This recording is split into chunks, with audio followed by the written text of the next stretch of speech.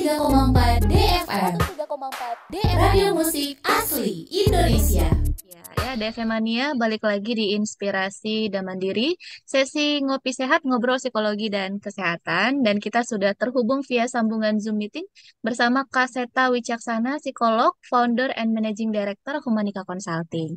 Assalamualaikum pagi Kak Seta.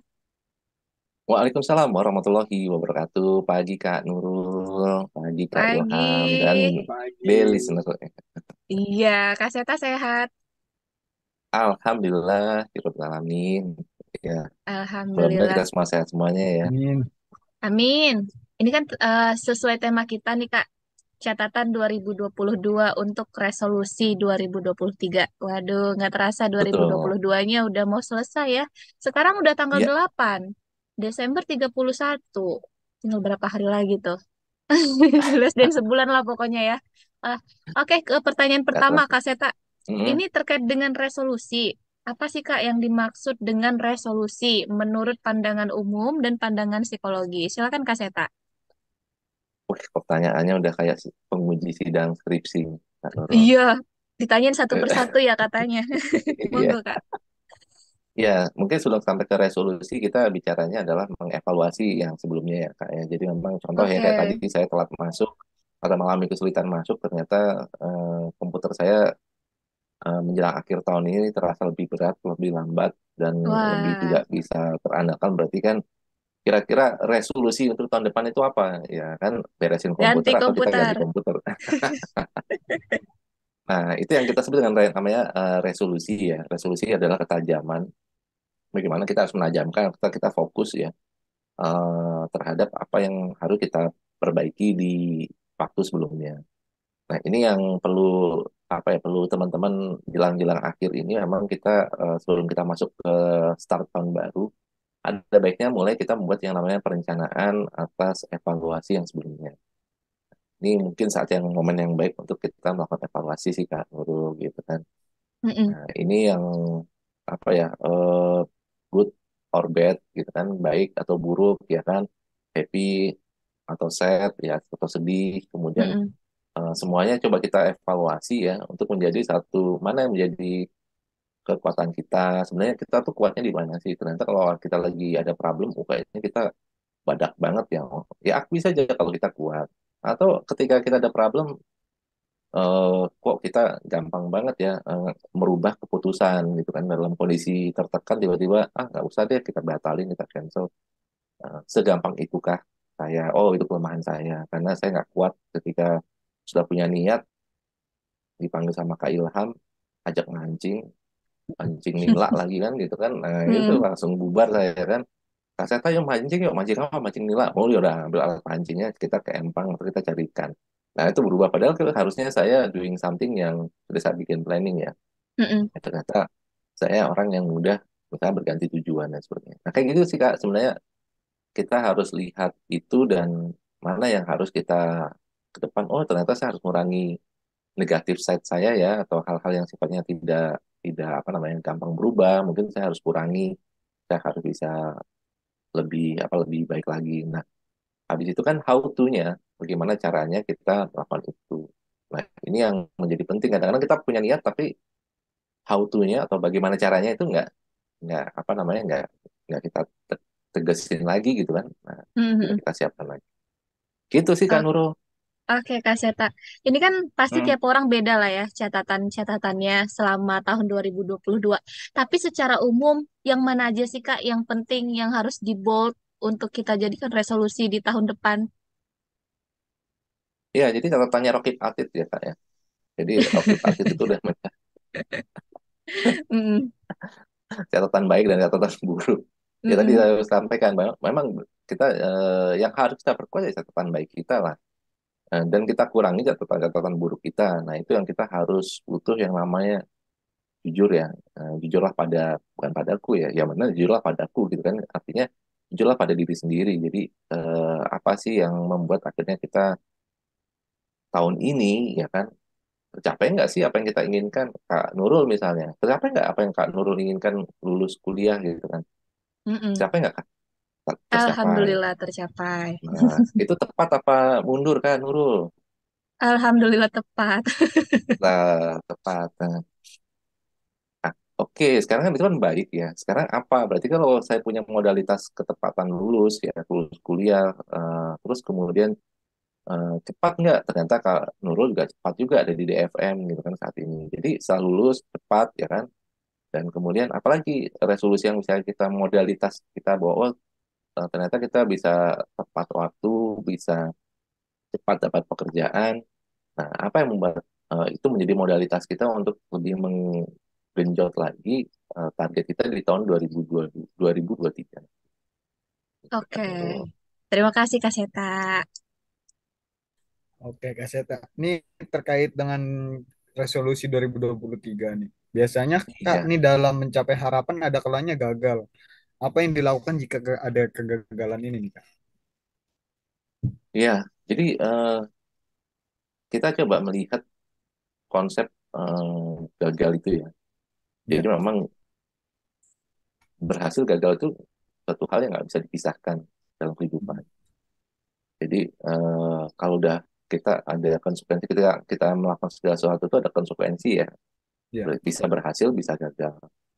Nah, sekarang kita tinggal berpikir bahwa eh, kita sudah memikirkan kegagalan itu sebenarnya. Jadi kegagalan itu bukan karena suatu hal yang tidak kita pikirkan, tapi bagaimana kita memikirkan ada potensi ketika kita putuskan suatu suatu keputusan ya, itu Hmm. bisa menjadi gagal. Nah, itu kita udah hitungkan ininya apa namanya potensinya. Jadi misal ketika saya diminta untuk bantu satu aktivitas gitu kan, sebenarnya saya sudah punya banyak banyak aktivitas gitu kan. Ketika saya diminta bantu, saya sudah bilang, "Oh, kayaknya cuma 30-20% deh saya bisa bantu. Enggak, saya butuh bantuan kamu."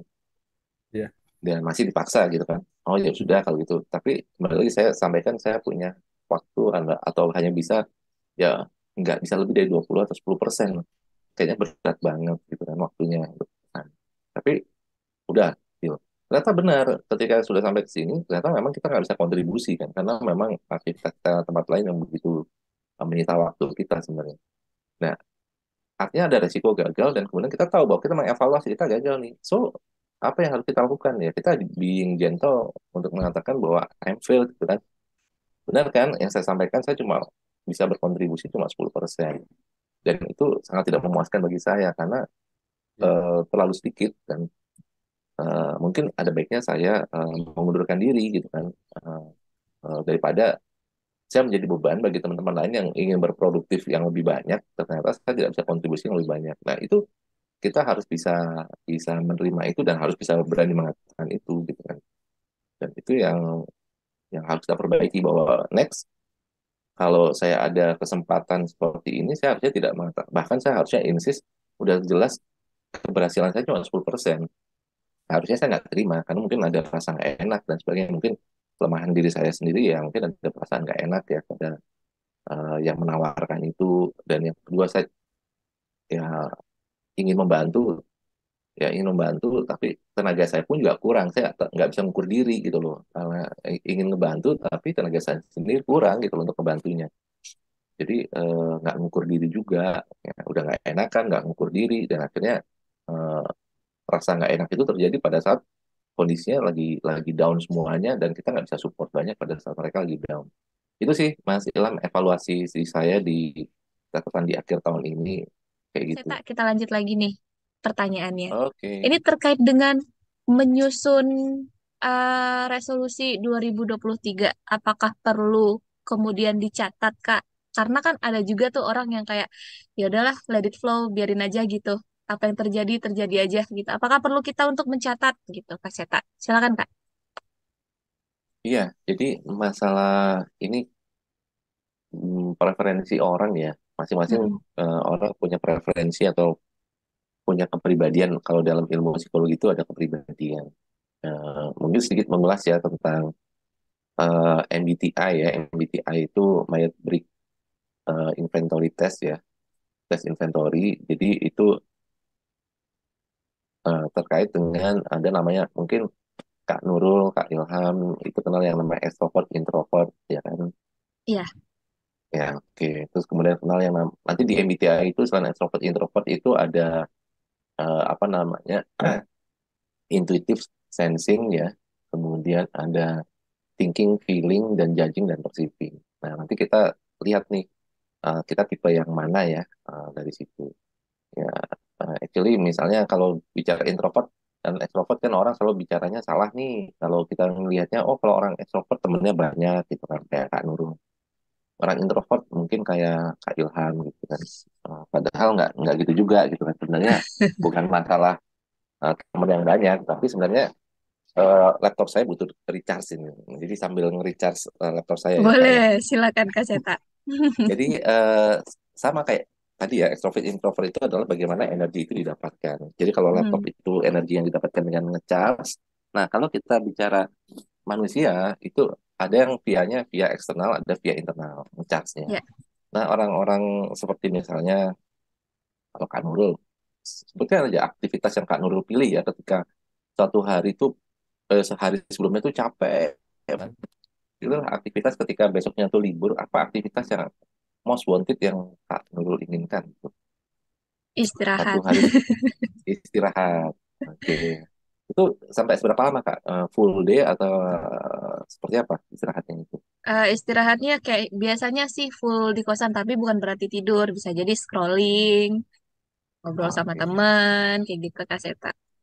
Oke. Jadi kayak kegiatan yang Kak Nurul seperti itu kan lebih kepada kegiatan yang sifatnya tidak apa namanya tidak ketemu teman langsung ya, tapi sifatnya memang tadi scrolling di kamar aja, mager aja gitu Mm-mm, kan. iya, Nah, seharian itu yang kita kenal bagaimana ngecharge-nya dari dalam diri sendiri. Jadi orang-orang introvert itu butuh yang namanya me time. Ketika oke. capek dia hanya butuh itu sendiri dia. Nah, mungkin Mas Ilham lain ya. Kalau ada orang yang apa namanya ngechat itu harus ketemu orang lain gitu kan. Jadi orang pada capek dia pengen me time ya. Ini ada orang yang kalau ketemu orang itu malah dia ngechat. Nah itu seperti dengan orang introvert. Nah kayak gitu ya. Ada preferensi-preferensi sebenarnya. Yang mungkin orang-orang yang introvert lebih overthinking, ya orang-orang extrovert lebih easy going gitu kan. Karena Mm-mm, tadi itu berpengaruh sekali dalam preferensi ya, pilihan ketika apakah saya perlu mencatat, apakah saya perlu tidak mencatat gitu kan. Nah, biasanya cenderungan orang-orang yang sangat memegang catatan itu adalah orang-orang yang sifatnya introvert. Biasanya lebih ke sana. Dan orang-orang extrovert itu lebih mudah atau lebih easygoing. Itu sih, Kak. Jadi memang oke.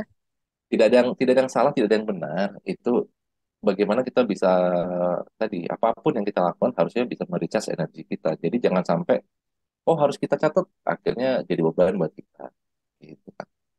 Oke, terima kasih banyak Kak Seta. Kak, nih kalau jika ternyata hasil pencapaian dari tahun 2023 adalah sama aja nih Kak dengan tahun 2022. Misalnya berarti tidak ada kemajuan nih. Apa yang harus dilakukan? Bertahankah atau mencoba hal lain nih? Atau terserah nasib aja gitu. Menerima nasib apa adanya. Ya, mungkin ini ya evaluasi 2022 sama 2021 kali ya.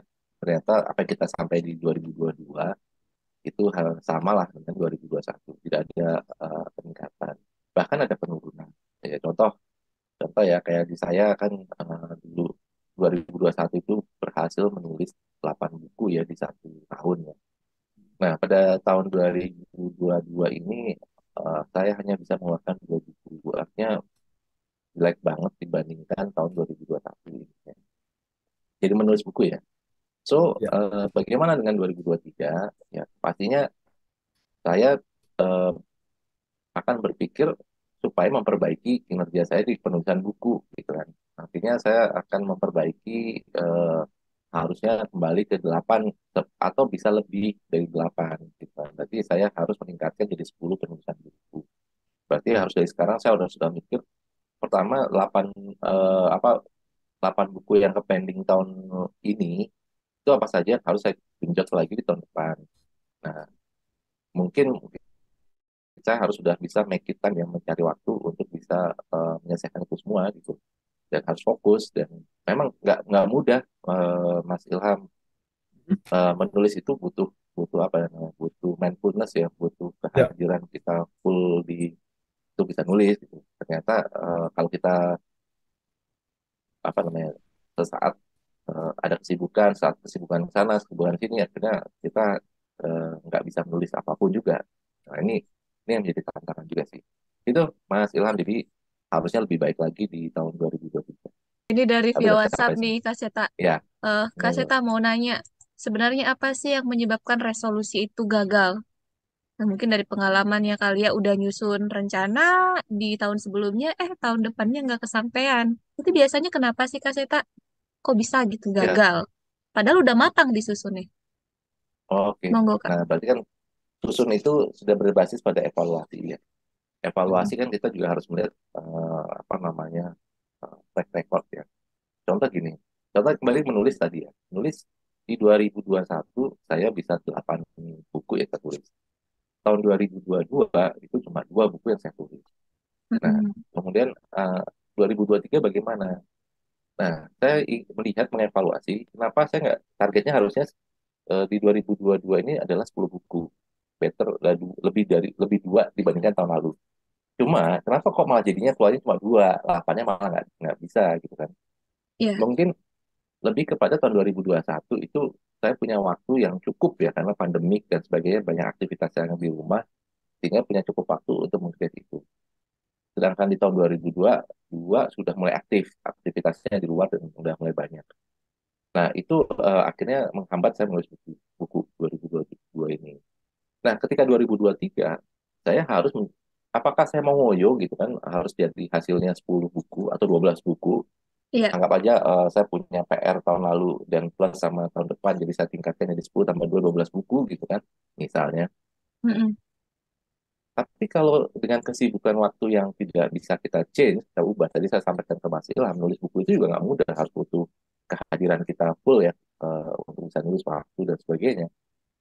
Berarti kan harus ada saya mulai reschedule. Pertama kalau buku saya mau tetap 10, berarti ada waktu yang harus saya buang, harus saya dedikasikan, bukan dibuang, maksudnya dialokasikan untuk penulisan buku. Nggak mungkin saya Mhm. nggak lakukan itu. Berarti aktivitas saya harus dikurangi. Nah, itu yang konsekuensinya. Atau mau lebih realistis, artinya saya harus, ya oke lah, 4 lah gitu lah. Jadi untuk 4 buku tahun depan, eh, dengan waktu yang relatif yang sama kayak sekarang, tapi saya bisa dorong optimalkan jadi 4 buku saja. Karena kan ada masalah waktu. Nah, seperti itu. Jadi yang membuat gagal adalah nafsunya aja gede gitu loh, Kak. Eh, eh, Pinginnya 12 gitu kan, tapi ternyata kita nggak merubah pola atau menjadi hambatan kita eh, apa namanya menulis buku itu harus ada waktunya. Nah, kita nggak ubah tuh. Kita tetap aktivitas, kita punya kesibukan. Habislah mimpi ya jadi mimpi saja gitu Oke. dan tidak achieve jadinya. Mm-mm. Oke, Kak Seta. Terkait dengan apa namanya catat ataupun tidak mencatat resolusi tahun 2023. Bagaimana dengan orang yang nggak punya resolusi atau yang nggak punya susunan rencana? Itu gimana tuh Kak Seta? Apa sih Kak dampak kalau misalkan kita tidak merencanakan untuk tahun berikutnya? Silakan Kak Iya, Seta. jadi makasih ya. Jadi ini menarik ya. Kalau kita semua jadi anak-anak ya. Mm-mm. eh, Pasti ketika kita waktu jadi anak-anak kayaknya apa namanya waktu berjalan aja tahun berganti tahun kayaknya petasan ini terus tiba-tiba dari anak-anak yang kita roll out gitu kan sebenarnya tiba-tiba kita punya keinginan tahun ini kita ingin ini tahun ini mulai kita tumbuh remaja dewasa mulai punya keinginan ya dari Mm-mm. tahun ke tahun punya keinginan. Nah, inilah yang membedakan antara anak-anak dengan dewasa. Artinya kematangan ya, kematangan. Harusnya kalau sebagai orang dewasa sudah mulai bicara adalah memikirkan rencana. Jadi Ya. nggak bisa lagi easy going. Jadi kalau misalnya ada dewasa yang oh udah ntar aja, tar sok aja deh gitu kan. Nah itu sama aja mental mental berpikirnya sama dengan anak-anak atau mental. Nah ini yang menjadi apa? Udah nanti aja lah apa namanya kita jalanin aja hidup happy happy aja. Nah ini adalah mental yang seperti anak-anak sebenarnya. Jadi memang kita harus melihat bahwa tingkat kedewasaan kita tuh di mana sih? Apakah kita udah cukup mature ya, cukup dewasa sehingga kita bisa apa namanya membuat perencanaan. Karena ini ciri-ciri orang dewasa adalah membuat perencanaan. Demikian sih Kak Nurul. Oke. Mudah-mudahan Kak Nurul yang bagian dari orang dewasa ya, maka ilham. Oke nih Kak, tadi kan tadi udah dibahas tentang perencanaan. Nah, kalau untuk menghadapinya untuk nanti ke depannya ke tahun 2023 tentang ada resolusi yang baru ini gimana cara menanggapi untuk apa menghadapi perencanaan kita nih untuk ke depannya nih Kak? dari ilmu psikologi. Ya, terima kasih, Kak Ilham. Jadi memang yang seperti saya sampaikan tadi, kalau kita mau tetap dengan 12 buku, saya mau tetap dengan 12 buku, berarti saya harus mulai tahun ini bilang say goodbye pada aktivitas saya. Iya, Gue goodbye. pamit aja, ya udah saya nggak bisa lagi nih, saya mau fokus ke sini, saya mau fokus ke sini, saya mau fokus ke sini. Itu yang udah harus saya lakukan dari sekarang. Sehingga tahun 2012, 2023, saya bisa pakai 12 buku. Kalau saya tadi settingnya adalah, "Ah, udahlah, saya realistis aja, saya uh, bikin 4 buku dengan kesibukan saya. Artinya agak genjot dikit, ya kan, double size. Tapi saya pikir masih mungkin lah konkret 2 buku. Karena eh, 8 buku yang kemarin itu sudah ada draftnya, cuma memang nggak tuntas, belum tuntas semua. Jadi memang sebenarnya tinggal genjot dikit, poles-poles dikit, sebenarnya bisa jadi keluar 2 buku, jadi keluar 4 buku lagi ke depannya. Nah itu yang menurut saya mungkin lebih realistik gitu sih. Jadi memang eh, ya kalau kita sudah merencanakan, jangan lupa kita mengeksekusinya perencanaannya. Jadi Iya, seringkali orang senang merencanakan tapi tapi lupa. actionnya, nah Iya, lupa actionnya eksekusinya. betul, lupa actionnya. Iya, iya, iya. Jadi kalau kita udah merencanakan, jangan lupa eksekusinya. Kalau itu keduanya ini emang saling berkesinambungan kan harusnya.